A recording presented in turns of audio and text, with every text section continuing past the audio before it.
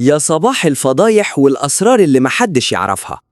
العالم ده فيه بلاوي لو ما شفتهاش بعينك مش هتصدق إنها بتحصل.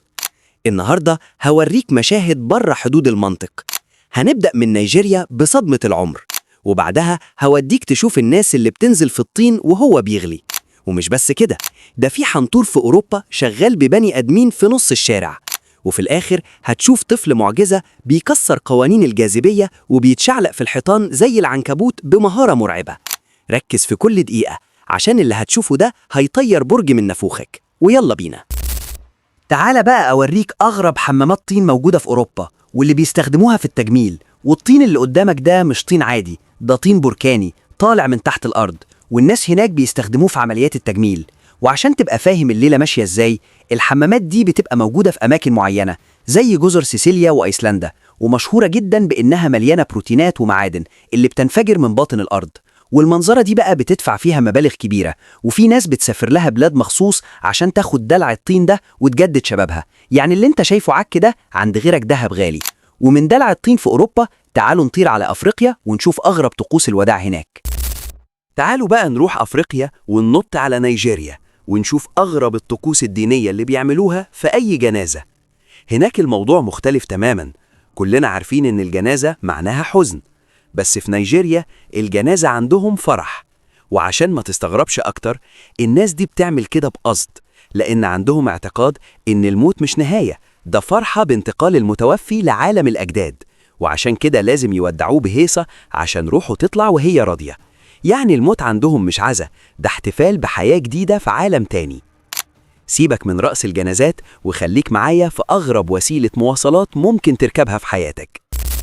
تعال بقى أوريك أغرب وسيلة مواصلات موجودة في أوروبا. تخيل إن الحنطور اللي عندنا على الكورنيش في مصر بقى موجود دلوقتي في أوروبا. بس في حاجة غريبة جدا، اللي بيجروا بشر مش حيوانات. واللي ما يعرفوش كتير إن الوسيلة دي اسمها الريكشا، وبتنتشر في عواصم كبيرة ومزدحمة زي لندن وباريس. والمفاجأة بقى إنها مش بس وسيلة مواصلات، دي بقت بيزنس كبير وسعره غالي، والأوروبيين بيعتبروها وسيلة صديقة للبيئة وراقية جدا. يعني السواق هناك بيحرق دهون والسياح بيحرقوا دولارات. لو فاكر إن الراجل ده جبار، استنى لما تشوف الطفل العنكبوت اللي جنن العالم. تعال بقى أوريك النهاردة الطفل العنكبوت اللي حير العالم كله، واللي بيقدر يعمل حركات استثنائية مفيش أي طفل في سنه يعرف يعملها، وكأنه عنكبوت فعلا. الطفل اللي قدامك ده بيقدر يتسلق أي حاجة وبكل بساطة، وكأنه سبايدر مان. والبطل اللي جنن السوشيال ميديا ده اسمه أراد حسيني، طفل إيراني موهوب. عضلاته ولياقته خلت أساطير في الكورة والرياضة ينبهروا بيه. ده مش بس بيتشعلق في الحيطان، ده كمان بيلعب كورة وبيرقص بالكورة بطريقة تخليك تشك إنه طفل حقيقي. يعني من الآخر كده ده عجوبة بشرية ماشية على الأرض. سيبك من اللي فات وتعال نشوف أغرب كائن صوته زي العصافير. تعال بقى أوريك أغرب كائن بحري ممكن تشوفه في حياتك، وهو الوايت ويل اللي صوته زي العصافير بالظبط. الكائن ده مش بس شكله غريب، ده كمان صوته بيخليك تحس إنك في غابة مش تحت المية.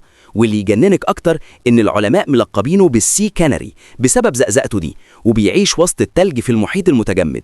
والمفاجأة بقى إنه مش بس بيغني، ده كائن درامجي درجة أولى، بيقدر يقلد صوت البشر ويسخر منهم كمان. يعني اللي انت شايفه ده مش مجرد حوت، ده فنان بجد وموهوب بالفطرة. سيبك بقى من كناري البحر وخليك معايا في أغرب معابد الهند اللي هتشوف فيها اللي ما يتصدقش. تعال بقى نشوف أغرب المعابد الموجودة في الهند، واللي بيسموها بمعابد المية. المعبد اللي قدامك ده معمول على أحد الشواطئ الهندية، ولكن الغريب يا سيدي إن المعبد ده بيتغطى بالمية بالكامل. والمفاجأة بقى إن المعبد ده اسمه ستامبشفر مهاديف، ومشهور بلقب المعبد المختفي، لأنه بيغرق تماما تحت مياه البحر مرتين كل يوم وقت المد، وبعدين يرجع يظهر تاني لما المية تنحسر. يعني لو رحت في وقت غلط مش هتلاقي المعبد أصلاً. الهنود بيعتبروا الحركة دي معجزة إلهية، والمكان ده بقى قبلة للسياح اللي عايزين يشوفوا الطبيعة وهي بتلعب مع التاريخ.